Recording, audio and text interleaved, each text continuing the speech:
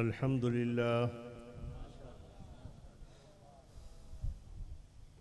لله وحده والصلاة والسلام على من لا نبي بعده أما بعد فأعوذ بالله من الشيطان الرجيم بسم الله الرحمن الرحيم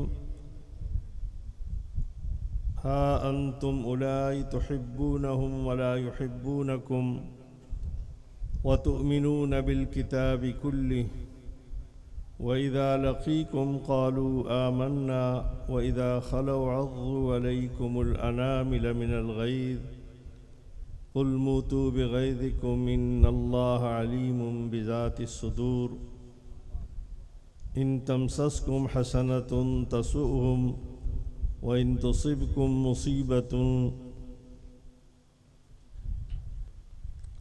وإن تصبروا وتتقوا لا يضركم كيدهم شيئا إن الله بما يعملون محيط صدق الله العظيم سبحانك لا علم لنا إلا ما علمتنا إنك أنت العليم الحكيم سب سے پہلے آقا نامدار حضرت محمد مصطفیٰ احمد مجتبیٰ صلی اللہ علیہ وسلم پہ درود شریف پڑھیے اللہم صلی علی محمد وعلی آل محمد کما صلیت علی ابراہیم وعلی آل ابراہیم انک حمید مجید قابل احترام صدر جلسہ برادر مکرم حضرت مولانا مفتی حبیب الرحمن صاحب درخواستی عمائدین قوم طلباء کرام خواتین و حضرات میرے محترم دوستو بزرگوں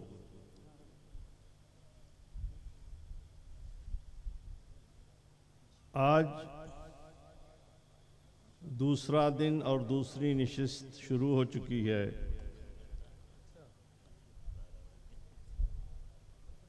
میں عرصے سے اس جامعے کا مقروض تھا اور پچھلے دنوں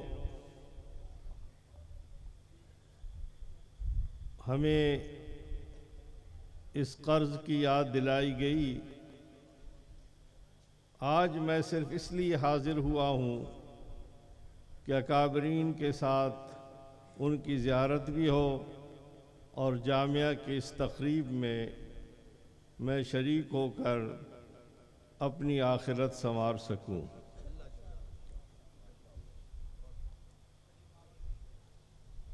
میں مختصراً چند معروضات پیش کروں گا ابھی تھوڑی دیر پہلے نوجوان طلباء جو یہاں پہ تشریف فرما تھے جنہوں نے تکمیل بخاری کی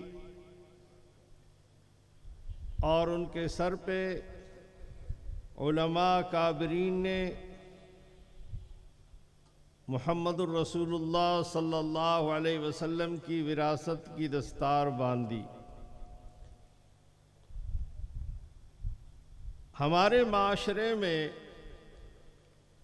یہ تقریب انوکھی نہیں بلوچستان سے میرا تعلق ہے وہاں پر اگر کوئی نواب اور سردار اس دنیا میں نہیں رہتا تو اسی طرح قبائلی عمائدین بیٹھتے ہیں جرگہ سجتا ہے عوام کی بڑی تعداد جمع ہوتی ہے اور پھر اعلان کیا جاتا ہے کہ فلاں نواب اور سردار اس دنیا میں نہیں رہے اور ان کے وارث کو سامنے لا کے جو ان کا بیٹا ہوگا ان کا بھائی ہوگا اسے لا کے کھڑا کیا جاتا ہے پھر عمائدین میں سے اسی طرح سب اس کے سر پہ دستار وراثت باندھتے ہیں سندھ میں وڈیرے خیبر پختونخوا میں خوانین اور پنجاب میں چودھری کی وراثت بھی اسی طرح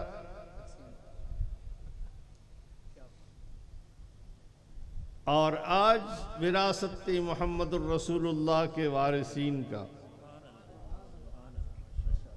فرق اتنا سا ہے کہ وہاں نسل کے حوالے سے وراثت کا فیصلہ ہوتا ہے اور پگڑی باندھی جاتی ہے، اور یہاں اصل کے حوالے سے فیصلہ ہوتا ہے۔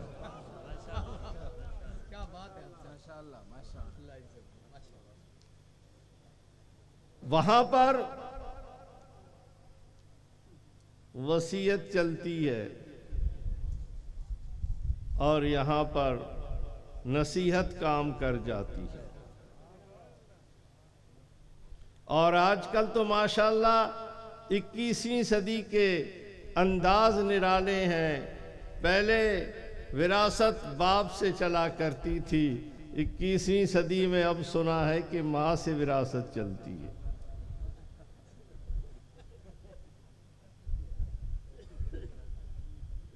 ڈگریوں کے جعلی دور میں علم دین حاصل کرنے والوں کو کسی ڈگری کی ضرورت باقی نہیں رہتی، لیکن ہمارے بڑے بڑے مناصب پہ پہنچنے کے لیے جعلی وصیت نامے بھی سامنے آ گئے۔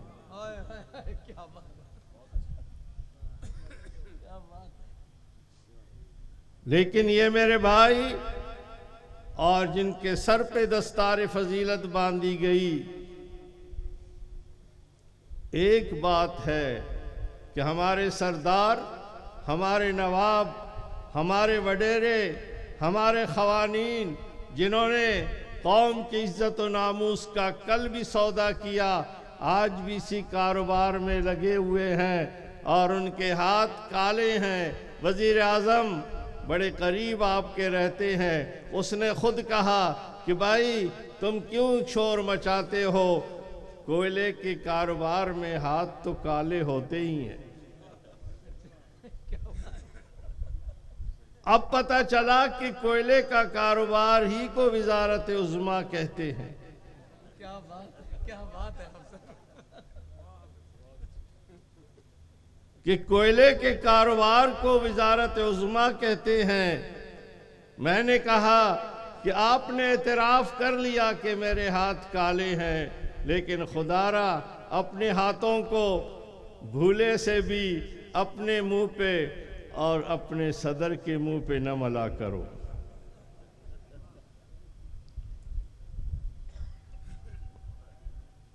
اور جن لوگوں کے آباء و اجداد نے انگریز کی غلامی کا عالمی ریکارڈ قائم کیا، میں نے پہلے گزارش کی کہ میرا تعلق بلوچستان سے ہے، اور بلوچستان میں کوئٹہ کے قریب 90-100 میل پر سبی کا شہر بڑا مشہور شہر ہے، اور ہر سال وہاں پر ایک میلہ لگتا ہے، اسی طرح اسٹیج سجتا ہے اسٹیڈیم میں، اور وہاں پر عمائدین قوم اور سردار بیٹھتے ہیں، مال مویشیوں کا میلہ لگتا ہے، نیزہ بازی ہوتی ہے، مختلف کھیل کھیلے جاتے ہیں۔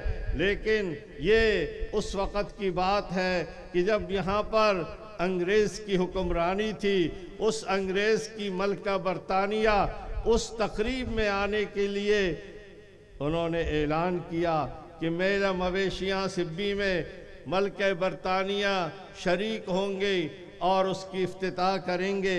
سارے قبائلی عمائدین سردار اسی طرح سفید پگڑی باندھے ہوئے، یہ صدری پہنے ہوئے، سفید بلوچی لباس پہنے ہوئے، اپنے داڑھیوں کے سمیت بیٹھے ہوئے تھے کہ وہاں سے دروازہ گیٹ کھلتا ہے اور وہ بگی داخل ہونے لگتی ہے جس میں 4-8 گھوڑے جتے ہوئے ہیں، اور اس بگی پہ ملکہ برطانیہ بیٹھی ہے۔ لیکن اچانک اس کو دیکھ کر یہ سردار اسٹیج سے چھلانگ لگاتے ہیں، اس طرف دوڑنے لگتے ہیں۔ بلوچ قوم کے افراد سوچتے ہیں کہ شاید ہمارے سرداروں کی بلوچ غیرت جاگ اٹھی ہے، کیا معاملہ ہے، یہ کیوں دوڑنے لگے ہیں۔ یہ دوڑتے ہوئے پہنچتے ہیں اور بگی کے سامنے جتے ہوئے گھوڑوں کو پکڑتے ہیں اور کوچوان کو کہتے ہیں کہ ہم یہاں موجود ہیں، ملکہ آ رہی ہے، ہماری میزبانی کا تقاضا ہے۔ میرے منہ سے غیرت نکلا، بے غیرتی کا تقاضا یہ ہے کہ ملکہ آئے اور اس کے گھوڑوں کو بگی کھینچے۔ گھوڑوں کو ہٹا دیا گیا اور وہ سردار جت گئے۔ انہوں نے اس بگی کے بانس اور ڈانڈے اپنے کندھے پہ رکھ کر ملکہ برطانیہ کے بگی کو کھینچ کر اسٹیج کے سامنے کھڑا کیا اور وہ اس سے اتری۔ یہ ایک ایسی تاریخ ہے جس کو جھٹلایا نہیں جاتا۔ سندھ کے وڈیروں نے اس انگریز کے سامنے سر جھکایا اور خیبر پختونخوا کے خوانین نے اپنے ملک و ملت کو بیچا، اور آپ کے پنجاب کے چودھریوں نے اپنا سر جھکا کر انگریز سے سر کا خطاب نہیں لیا۔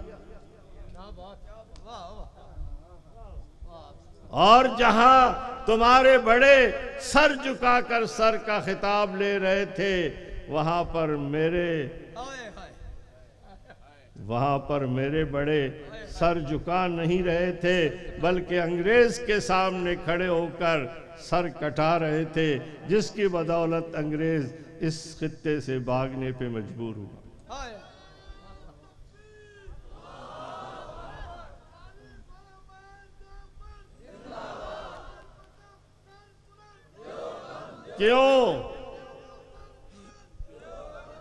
کیوں میرے محترم دوستو، میں آپ کی سمع خراشی نہیں کرتا، میرے اکابرین بیٹھے ہیں، ان کا حکم ہے، میں مختصراً عرض کرتا ہوں، اس لیے کہ یہ جو پگڑی باندھی گئی تھی، جس سر پر علماء دیوبند کے اکابرین کے نسبت سے ان کے شاگردوں نے اپنے شاگردوں پر، جن شاگردوں کے سروں پر یہ پگڑی باندھی ہے، اس سر کی ایک خاصیت یہ ہے کہ وہ کٹ تو سکتا ہے طاغوت کے مقابلے میں، لیکن جھک نہیں سکتا۔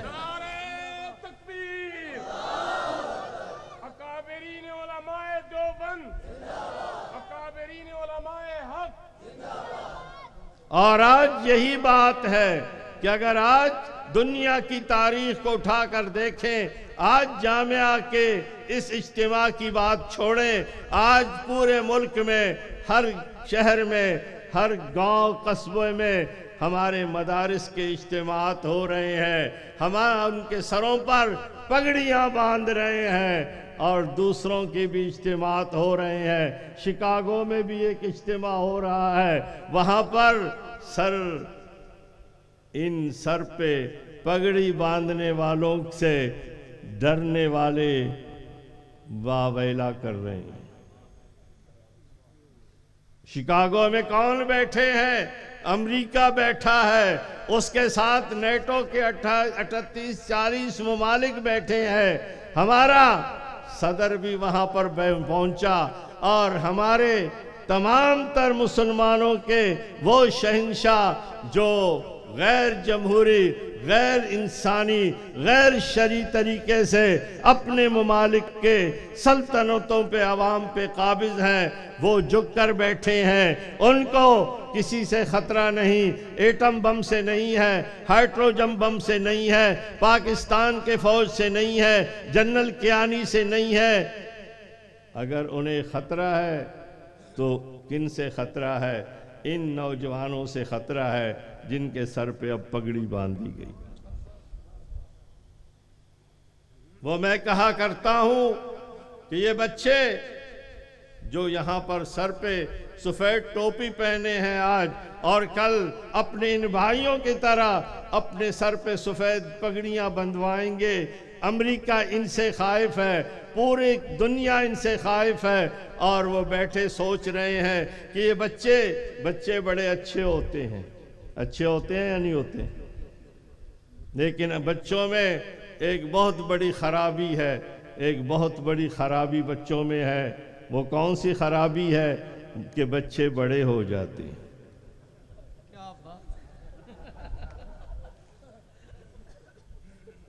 اور یہ خرابی پوری دنیا کے لیے پریشان کن ہے۔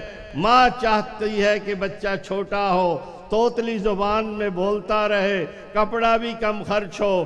ابا بھی چاہتا ہے کہ اس کا قد سائز اتنا رہے، مدرسے میں پلتا رہے، اور 100 روپے خرچہ بھی نہ ہو اس کا جیب خرچ۔ اور یہ بچہ کہتا ہے کہ ابو تم جتنا چاہو امی، لیکن میں نے بڑا ہونا ہے۔ اور بچے کو بڑے ہونے سے دنیا کی کوئی طاقت روک نہیں سکتی، اور بچہ بڑا ہوتا ہے۔ جب یہ بڑا ہوتا ہے تو پھر یہ کڑا ہوتا ہے، کہاں؟ طاغوت کے سامنے، کفر کے سامنے۔ جو بچہ دینی ادارے میں پل کے تربیت حاصل کر کے بڑا ہوگا، وہ طاغوت اور کفر کے سامنے کھڑا ہوگا۔ آج شکاگو میں تمام دنیا کے وہ جابر سلاطین اور وہ تمام تر یہودی لابی کے پروردہ اور فری میسن کے ممبران یہودی تنظیم کے جمع ہیں، اور وہ بیٹھے ہیں کس لیے کہ یہ بچہ جب بڑا ہوگا، اور اگر مدرسے میں بڑا ہوگا تو خطرہ یہ ہے کہ یہ بچہ کہیں بڑا ہو کر شیخ الہند محمود الحسن تو نہیں بنے گا۔ یہ بچہ بڑا ہو کر کہیں پر حسین احمد مدنی اور قاسم نانوتوی تو نہیں بنے گا، یہ امداد اللہ مہاجر مکی تو نہیں بنے گا، یہ اشرف علی تھانوی تو نہیں بنے گا، یہ مولانا الیاس تو نہیں بنے گا، یہ عطا اللہ شاہ بخاری نہیں بنے گا، یہ انور شاہ کشمیری تو نہیں بنے گا، یہ یوسف بن نوری اور مفتی محمود تو نہیں بنے گا۔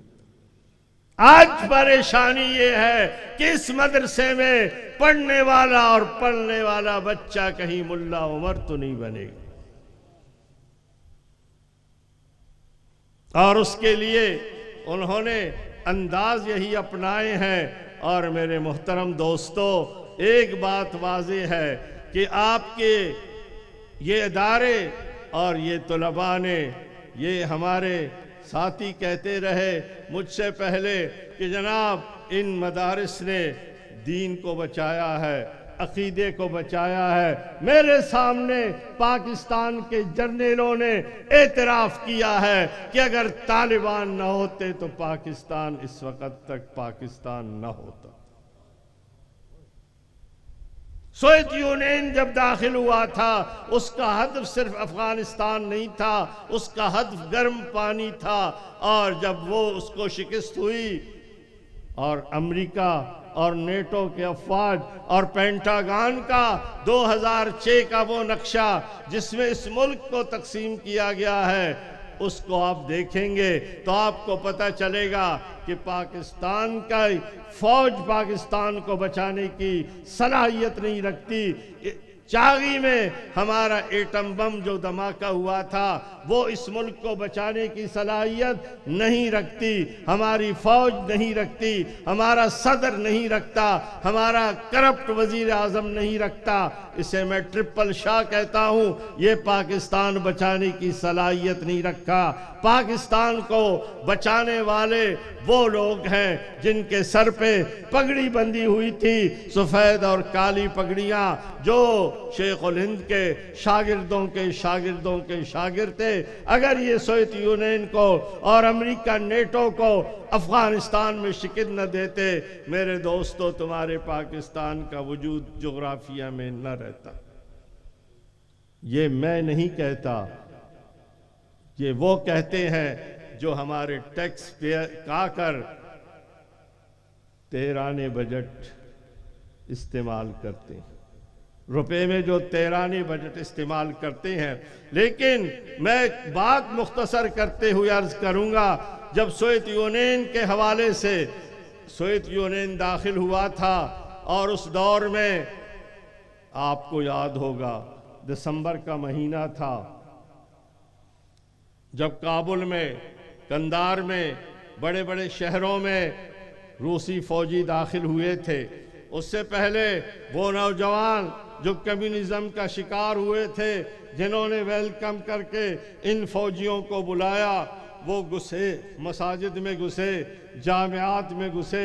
مجھے کسی نے کہا کہ بھائی آپ لوگ ہر جگہ سیاست کی بات کرتے ہو، ایک جگہ تو میں پہنچا رات کل پرسوں، اب تو اداروں کے پروگرام ہے، کہنے لگے کہ آپ صاحب ذرا ہاتھ ہلکا رکھیں، سیاسی باتیں نہ کریں۔ مجھے حیرت ہوئی۔ میں اس لیے واقعہ سناتا ہوں کہ جامعہ مطلع العلوم جو حضرت والد صاحب رحمہ اللہ نے، مولانا عز محمد نے سن 40-42 میں قائم کی تھی، جو حضرت مدنی کے خاص شاگرد تھے، حضرت لاہوری کے خلیفہ مجاز تھے۔ ہمارے ہاں ان دنوں سردیوں میں وفاق المدارس چھٹی کیا کرتی تھی، بلوچستان کے سردی کے حوالے سے کوئٹہ کے ہمارے ادارے میں تعطیلات تھیں۔ طلباء جس طرح اب چھٹی پہ جا رہے ہیں، وہ جامعہ مطلع العلوم کے تمام تر طلباء اپنے اپنے کمروں کو تالا لگا کر اگلے سال کے لیے ایڈوانس بکنگ کر جاتے ہیں۔ کمرے تالے لگائے ہوئے تھے، اساتذہ کے کوارٹرز بھی بند تھے۔ آدھی رات کے وقت مجھے جگایا گیا، میں جامعہ کا ناظم تھا، مولانا عبدالواحد رحمہ اللہ میرے بہنوئی وہ محتمم تھے، مدیر تھے۔ مجھے جگایا، میں باہر نکلا، جبہ قبہ پہنے ہوئے کئی افراد کھڑے تھے، ان کے ساتھ فیملیز تھی، کانپ رہے تھے، برف پڑی ہوئی تھی، سردی کے عالم میں ہم نے انہیں اندر بٹھایا، کمروں کے تالے توڑے، اس وقت گیس نہیں آئی تھی، ہم نے وہاں ٹال سے لکڑیاں اور گٹکے منگوائے اور ان کے لیے آگ جلائی۔ زخمی تھے، وہ کپڑے پٹے ہوئے تھے، ان کی خواتین زخمی تھیں، ان کو رکھا، اساتذہ کے مکانوں کو کھول کر ان کے تالے توڑ کر ہم نے فیملیز اور خواتین کو جگہ دی۔ صبح جب ذرا دھوپ نکلا، ڈاکٹرز کو بلایا گیا، دیگر جامعات اور مدارس کے مدیر اور اساتذہ اور شیخ الحدیث جمع ہوئے، علماء آئے، خطبہ آئے، جامعہ کے صحن میں ہم نے سب کو جمع کیا، ہم نے ان سے حال احوال لیا۔ تو ایک بزرگ نے مشورہ کر کے اپنا حال دیا، انہوں نے کہا کہ ہمارے بڑے بڑے جامعات تھے، اس میں سینکڑوں ہزاروں طلباء پڑھتے تھے، حدیث کے دور حدیث میں، حدیث کے اسباق میں سینکڑوں طلباء تھے، ہم جامع معقول اور منقول تھے، اور ہماری بڑی بڑی خانقاہیں تھیں، ان خانقاہوں میں متوسلین بیٹھے تھے، باہر کی دنیا سے ہم نے رابطہ ہی چھوڑا تھا، ہم نے سیاست کو اپنے لیے شجر ممنوعہ قرار دیا تھا، اگر کوئی سیاسی بات کرتا ہم لاہور پڑھ کر دوسری طرف منہ پھیر لیتے، ہم رات کو سوئے تھے، اچانک فوج داخل ہوئی اور سوویت یونین کی فوج نے ہمارے گھروں کو، ہمارے جامعات کو، ہمارے خانقاہوں کو تاراج کیا۔ ہم جان بچا کر اندھیرے میں نکلے، پیدل چلتے چلتے ہم پاکستان میں آئے، کندھار سے چمن پہنچے، چمن سے ہمیں کوئٹہ لایا گیا اور کہا کہ یہ بڑا ادارہ ہے جمعیت علماء اسلام کا، ہم یہاں آئے ہیں، بیٹھے ہیں۔ اس میں اس کی آواز بھرا گئی اور اس نے آہ بھر کر ایک جملہ کہا جو میں آپ کی نظر کرنا چاہتا ہوں۔ اس نے کہا کہ ہم تو بیٹھے تھے، یہی سمجھ رہے تھے کہ ہمارے لیے صرف یہی دین کی خدمت کافی ہے۔ اس نے آہ بھر کے کہا کاش 20 سال پہلے ہم میں کوئی مفتی محمود پیدا ہوتا تو آج ہمارا یہ حشر نہ ہوتا۔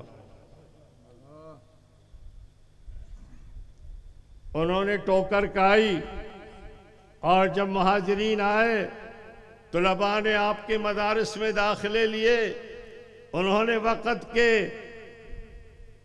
اس زخم سے سبق سیکھا، اور اس کے بعد وہ یہاں سے اپنے ملک میں بھی گئے، اور پھر دنیا نے دیکھا کہ سوویت یونین کا جنازہ نکالا، اور دنیا کے جغرافیے پہ سوویت یونین نام کی اب کوئی شے نہیں ہے۔ لیکن جب ہم اسمبلیوں میں پہنچے، پارلیمنٹ میں، اور دنیا کے دیگر ممالک میں گئے دوستو، تو ہم نے ان سے کہا کہ دیکھیں وہاں پر افغانستان میں لوگوں نے عمل جہاد سے سوویت یونین کو شکست دی تو وہ کہہ کے لگاتے تھے، ہنستے تھے، مذاق اڑاتے تھے۔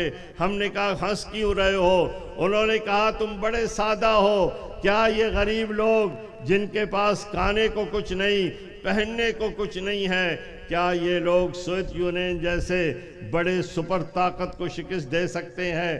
ہم نے کہا کیا اسے شکست نہیں ہوئی؟ کیا سوویت یونین نہیں ٹوٹا؟ وہ حصے بخرے نہیں ہوا؟ وہ کہنے لگے ہاں وہ اسے شکست ہوئی تھی، لیکن جہاد نے اسے شکست نہیں دیا۔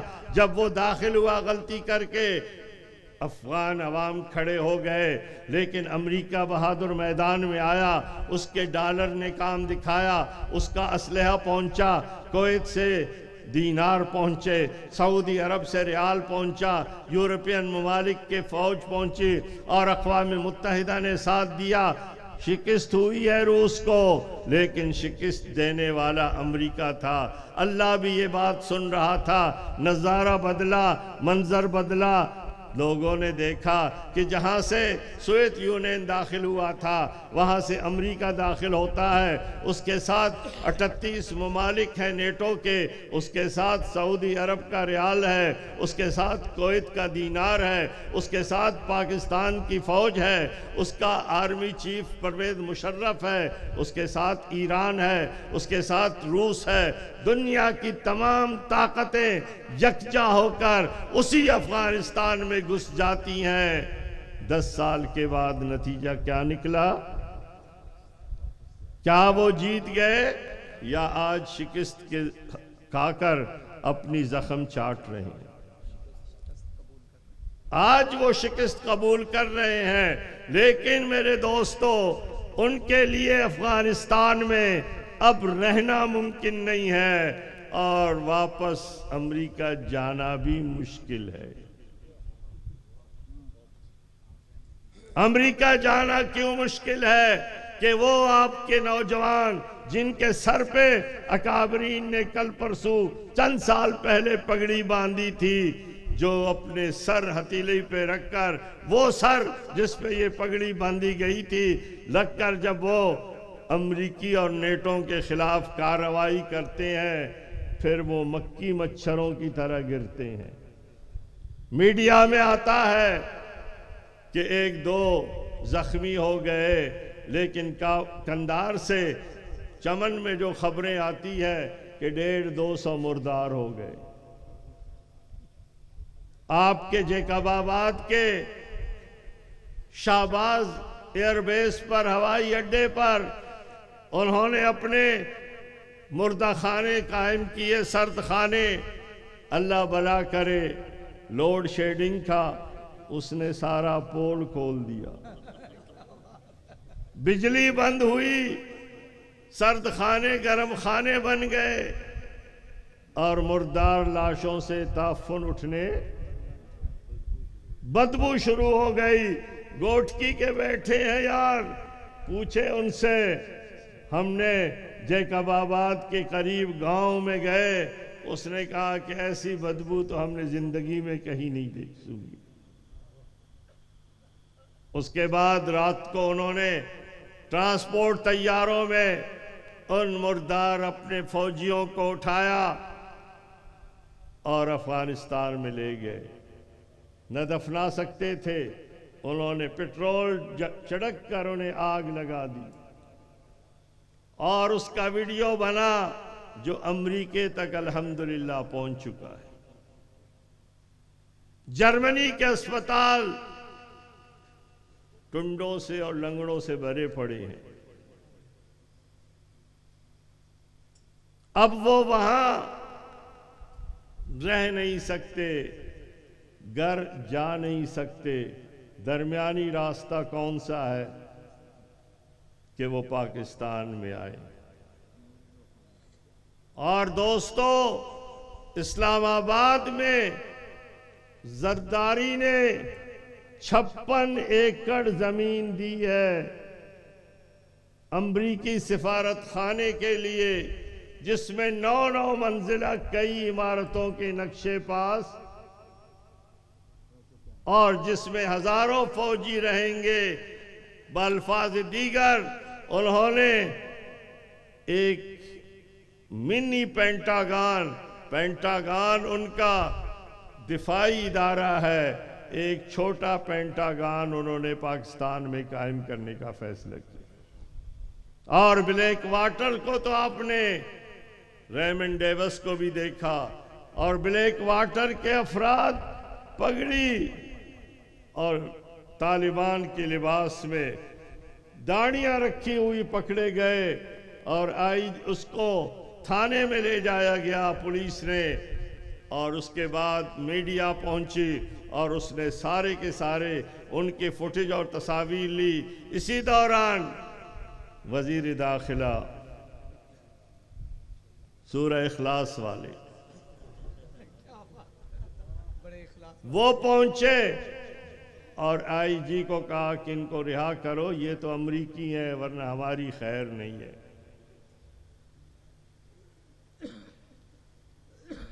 اب میں یہاں خانپور میں حاضر ہوں اور حضرت درخواستی صاحب میرے لیے کھانا کوئٹہ بھیجیں گے، میں تو بھوکا مروں گا یا نہیں؟ اگر امریکی اور نیٹو شکاگو میں بیٹھ کر شیڈول طے کر چکے ہیں کہ ہم افغانستان سے نکل رہے ہیں، تو نکلنے والوں کے لیے سپلائی کی کیا ضرورت درپیش ہوگی؟ جب وہ افغانستان میں رہیں گے نہیں تو نیٹو سپلائی؟ اصل مسئلہ یہ ہے کہ نیٹو سپلائی کے حوالے سے جو اسلحہ افغانستان میں موجود ہے وہ اسلحہ منتقل کیا جائے گا بلوچستان کے بلوچ علاقے اور پہاڑوں میں، اور اسے شو کیا جائے گا کہ وہ کارروائی آ رہی تھی اور پہاڑوں میں لوگوں نے، دہشت گردوں نے اسے لوٹ لیا، اور وہ بالی اسلحہ یہیں موجود ہوگا۔ خیبر پختونخوا میں یہی منصوبہ کار فرما ہوگا، اور اسی طریقے سے گلگت اور بلتستان جو آغا خانیوں نے اپنا ایک اسٹیٹ بنایا، اور اس کا گورنر جو آغا خانی کافر ہے اور جس کی تقرری کے لیے زرداری صاحب کو کروڑوں ڈالر رشوت پیش کی گئی۔ ہم یہاں پر کن مسائل میں الجھے ہوئے ہیں اور ہمارے خلاف سازش کرنے والے کہاں تک پہنچ چکے ہیں؟ اس لیے میرے محترم دوستو، یہ ادارے بھی قائم رہیں گے، لیکن یہی مفتی محمود تھے جو آپ کے قریب قاسم العلوم میں بخاری شریف پڑھاتے تھے، یہی جن کا نام ہم نے لکھا ہے یہاں پر۔ حضرت درخواستی اپنے آخری سانس تک وہ ایک سیاسی اور مذہبی جماعت کے امیر تھے،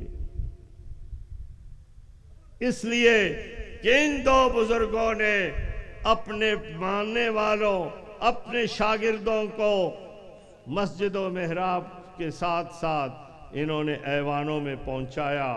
اور میں بات مختصر کرتا ہوں، بات یہ ہے کہ آج امریکہ اور اس کے ہمنوا میڈیا، وہ پاکستان کا ہو، وہ کسی اور ملک کا ہو، وہ سعودی عرب کے ہو یا دیگر، وہ ایک ہی رٹ لگا رہے ہیں کہ یہ دہشت گرد ہے، قانون کے یہ شکنی میں مبتلا ہے، تاکہ اس آڑ میں مدارس کو بند وہ الٹا بھی لٹک جائے۔ میرے دوستو، مدرسے تو کیا وہ ہمارا منہ بھی بند نہیں کر سکتے۔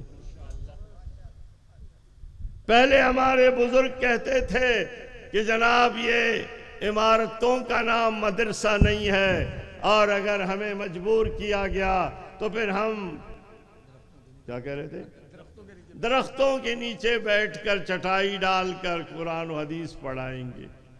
وہ دور گزر گیا، پرانی صدی کی باتیں ہیں۔ آج ہم کہتے ہیں یہ مدرسے قائم ہیں، یہ عمارتیں تمہارے باپ نے نہیں بنائے ہیں، تمہارے اداروں نے نہیں بنائے ہیں، تمہارے بجٹ سے نہیں بنے ہیں، ہمارے مسلمان بھائیوں نے ان درویشوں پہ اعتماد کر کے بنوائے ہیں۔ ہے کوئی مائی کا لال جو اپنی بیوی کو بیوہ کرنا چاہتا ہے تو آئے پھر ان مدارس میں قدم رکھے۔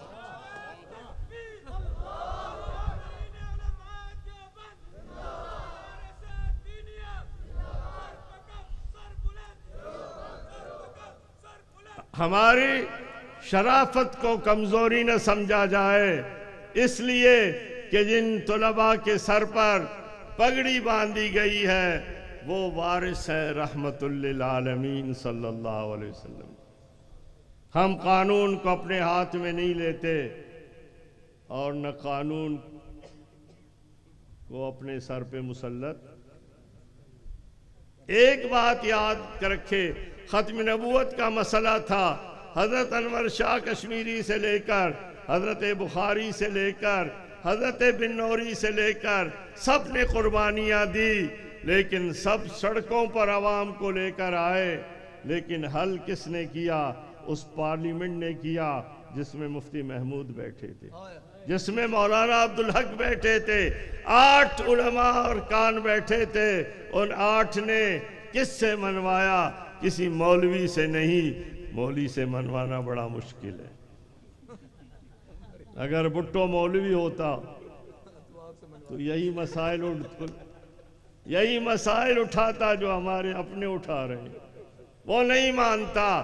لیکن وزیر اعظم بھی ذوالفقار علی بھٹو، پیپلز پارٹی کی حکومت، اکثریت ہماری نہیں، ہم 8 افراد ہیں جمعیت علماء اسلام کے، اور میں بتاؤں حضرت درخواستی رحمہ اللہ کی قیادت میں ان کی دعاؤں کی برکت سے مفتی محمود کھڑا ہوتا ہے اور وہ کہتا ہے کہ مسٹر وزیر اعظم صاحب، پرائم منسٹر صاحب، یہ قادیانی فرقہ ہے اور آئین میں تبدیلی ہونی چاہیے۔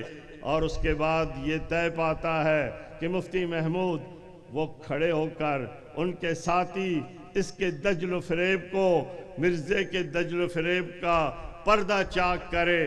لیکن آئیے میں آپ کو آج ایک بات بتاؤں، اور اگر مفتی محمود چاہتا تو اکیلے کھڑے ہو کر اس کے خلاف بات کرتا، لیکن ریکارڈ اٹھا کر دیکھیں، آج ہم پارلیمنٹ میں 20 سال رہا ہوں، پارلیمنٹ کا ریکارڈ کہتا ہے، آپ کا حافظہ بھی اگر ساتھ دیتا ہو وہ بھی آپ کو بتاتا ہے کہ مفتی محمود کھڑے ہوتے ہیں اور کہتے ہیں وزیر اعظم صاحب جناب ذوالفقار علی بھٹو، آج اگر میں آپ کے اس پارلیمنٹ کے اندر کھڑے ہو کر یہ کہوں کہ یہ کافر ہے اور اس کے یہ عقائد ہیں اور یقیناً آپ کے یہ لوگ مسلمان ہیں، یہ بات مان لیں گے اور مرزائیوں کو کافر قرار دیں گے، لیکن یہ خود کاشتہ برطانیہ کا پودا یہ دنیا کے سامنے جا کر کہے گا کہ ون وے فیصلہ ہوا ہے، ہمیں نہیں بلایا گیا، ہماری بات نہیں سنی گئی اور ہمیں انہوں نے غیر مسلم قرار دیا۔ میں درخواست کرتا ہوں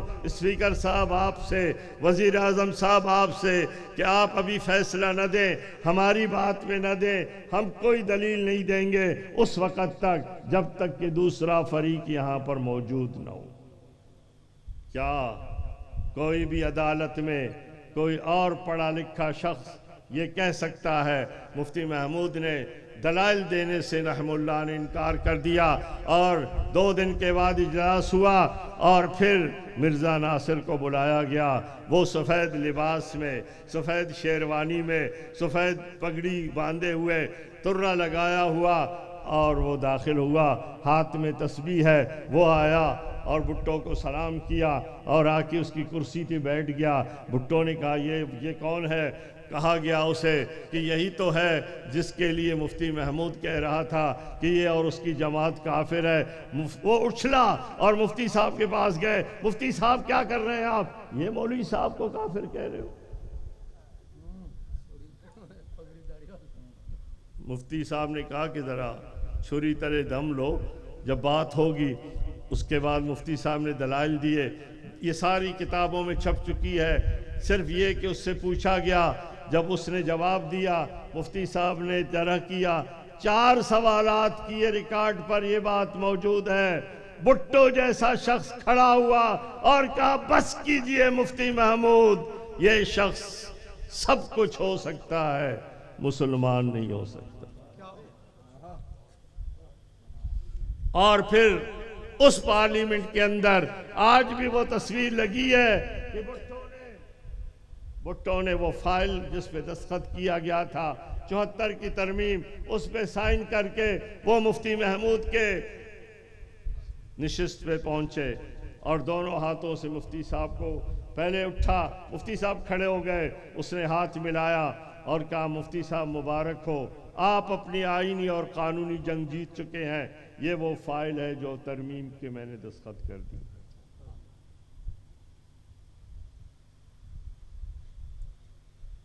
اور پچھلے سال یاد ہے آپ کو کہ ناموس رسالت کا مسئلہ ابھرا، وہاں پر ترمیم کروانی تھی اور بندے 8 تھے، ترمیم کروا کے چھوڑی علماء نے یا نہیں، اور بھٹو وزیر اعظم تھا، پیپلز پارٹی کی حکومت تھی، اور اب ترمیم کو رکوانی تھی۔ ترمیم کا فیصلہ ہو گیا تھا، زرداری نے اعلان کر دیا تھا، وزیر اعظم یوسف رضا گیلانی نے کمیٹی بنا دی تھی، اور کمیٹی کا سربراہ اقلیتی وزیر شہباز بھٹی کو بنا، اور وہی حکمت عملی اپنائی گئی۔ اسٹیج شدہ جس طرح ختم نبوت کا، اس طرح ناموس رسالت کے لیے ہم نے مفتی محمود کے فرزند نے مولانا فضل الرحمان اجلاس بلایا، ہم نے حکمت عملی اپنائی اور مولانا نے خود پیش کیا ابو الخیر زبیر کا نام کہ وہ صدر ہوگا۔ ایک جلسہ ہوا کراچی میں جس میں میں حاضر تھا، لاکھوں کا اجتماع تھا، حالات بدلنے لگے۔ دوسرا جلسہ تھا لاہور میں، جب لاہور کا جلسہ ختم ہوا تو وزیر اعظم نے کہا کہ آپ لوگ خواہ عوام کو گمراہ کر رہے ہو، ہم نے تو کبھی سوچا ہی نہیں کہ ناموس رسالت کے قانون میں ترمیم لائے۔ بڑا بیان چھپا ان کا کہ جناب ہم نے تو ناموس رسالت کے قانون میں ترمیم کا تو سوچا بھی نہیں تھا۔ میں نے کہا وزیر اعظم صاحب آپ کام ہی بغیر سوچے سمجھے کرتے ہیں اور پھر پچھتانے لگتے ہیں۔ اور پھر دنیا نے دیکھا، ہم نے پشاور اور اس کے بعد کوئٹے کا شیڈول دیا تھا، تو وہی اسمبلی تھی جہاں پر جوائنٹ سیشن میں 442 ارکان تھے اور پھر فرزند محمود کے ساتھ صرف 8 ارکان تھے۔ ترمیم ہوئی۔ جب انہوں نے ہمارے جلسے دیکھے، ہمارے جلوس دیکھے، لوگوں کی سرشاری دیکھی، تو پھر رحمان عبد الرحمان ملک صاحب بھی پریشان ہو گئے اور انہوں نے ایک بیان دیا، شاید آپ کے ذہن میں ہو، وزیر داخلہ نے بیان دیا۔ اس دوران قادری صاحب اپنا کام کر چکے تھے، سلمان تاثیر کو پہنچا چکے تھے، تو وزیر داخلہ نے کہا کہ کیا تم حضور کی محبت کی بات کرتے ہو؟ اگر میرے سامنے بھی کوئی حضور صلی اللہ علیہ وسلم کی شان میں گستاخی کرے گا تو میں اس کو گولی مار دوں گا۔ یہ ریکارڈ پر ہے کہانی۔ وزیر داخلہ نے کہا اس دن میرا بہت بڑا جلسہ تھا، تو میں نے اس میں کہا کہ جناب وزیر داخلہ، قانون کے مطابق تم کسی کو گولی نہیں مار سکتے، اور اگر بھٹو کو اس لیے پھانسی دی گئی، اس نے خود تو گولی نہیں چلایا تھا، کسی اور کو کہا تھا بقول عدالت کے، اور اس کو سزا ملی تو وزیر داخلہ نے جب یہ کہہ دیا کہ میرے سامنے کوئی توہین رسالت کرے میں اسے گولی مار دوں گا، وہ داخلہ کے وزیر تھے، اس کے محکمے کے ایک عام سپاہی نے، اس کے اپنے وزارت داخلہ کے ایک عام سپاہی نے اپنے وزیر کے حکم کے مطابق، کیا بات ہے، اور گورنر پنجاب کو گستاخی کرتے ہوئے دیکھا قادری صاحب نے تو اسے مار دیا۔ تو میں نے کہا وہ اکیلے کیوں جیل میں ہے، وزیر داخلہ کیوں باہر ہے؟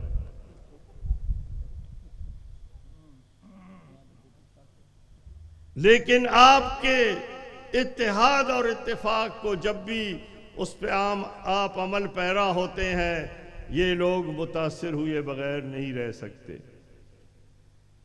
اس لیے میرے محترم دوستو، اب نیٹو سپلائی کی بات ہوئی، ہمارے 7-8 ارکان تھے۔ NATO supply general Pervez Musharraf نے بحال کی تھی، شروع کیا تھا،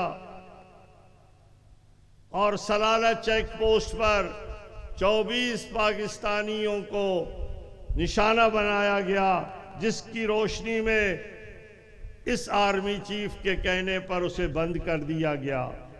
اب جب دباؤ بڑھا تو انہوں نے کوشش یہ کی کہ جناب کسی نہ کسی طریقے سے یہ سب کچھ پارلیمنٹ کے سر پہ ڈالا جائے۔ ہم نے جمعیت علماء اسلام نے کوشش کی کہ پارلیمنٹ سے وہ فیصلہ نہ لے سکے۔ آج میں پوچھتا ہوں آپ سے کہ نیٹو سپلائی بحال ہے یا نہیں ہے؟ پرسوں چوتھ ہمارے اکابرین میں سے وہ ساتھی جنہوں نے کہا کہ نہیں، پارلیمنٹ نے نیٹو سپلائی کو بحال کیا ہے، 2.5 مہینے ہو رہے ہیں لیکن نیٹو بحال نہیں ہے۔ ہمارے بھائی جو دفاع پاکستان میں کونسل میں ہیں، انہوں نے 27 تاریخ کو، 27 کب ہے؟ پرسوں کے لیے انہوں نے ڈیڈ لائن دی تھی کہ ہم لانگ مارچ کریں گے اور نیٹو سپلائی کو۔ اب فیصلہ کیا ہوا ہے؟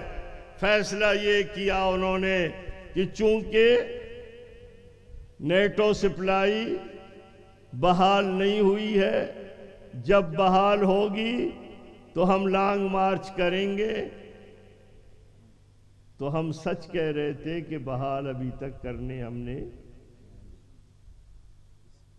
اس لیے میرے محترم دوستو، ایک گزارش کروں گا کہ جتنے بھی ہمارے مورچے ہیں، دیوبند کا وہ گلدستہ جو تبلیغی جماعت کے قیادت کے پیچھے آپ تاریخ میں جائیں، وہ ہمیں دیوبند پہنچائے گی۔ آپ تفسیر کے حوالے سے جائیں، مدارس کے حوالے سے جائیں، ختم نبوت کے حوالے سے جائیں، جمعیت علماء اسلام کے حوالے سے جائیں، وہ ہمیں ایک ادارے تک پہنچائے گا۔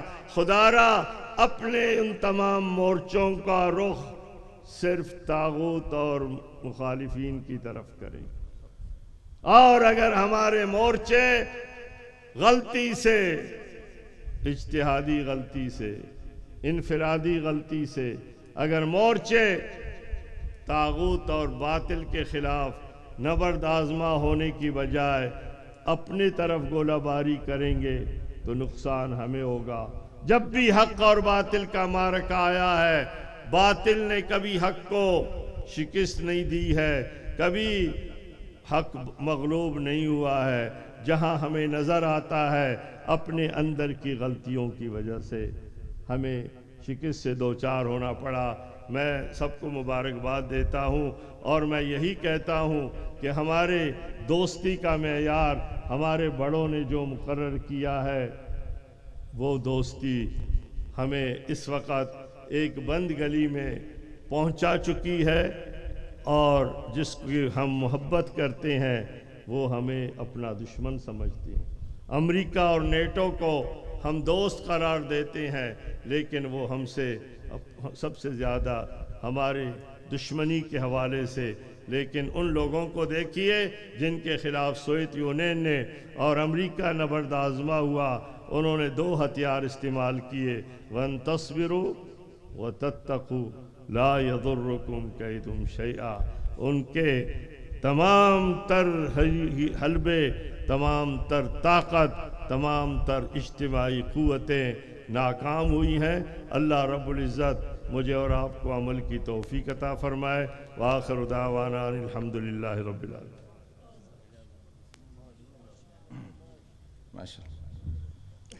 اب بلا تاخیر تشریف لائیں گے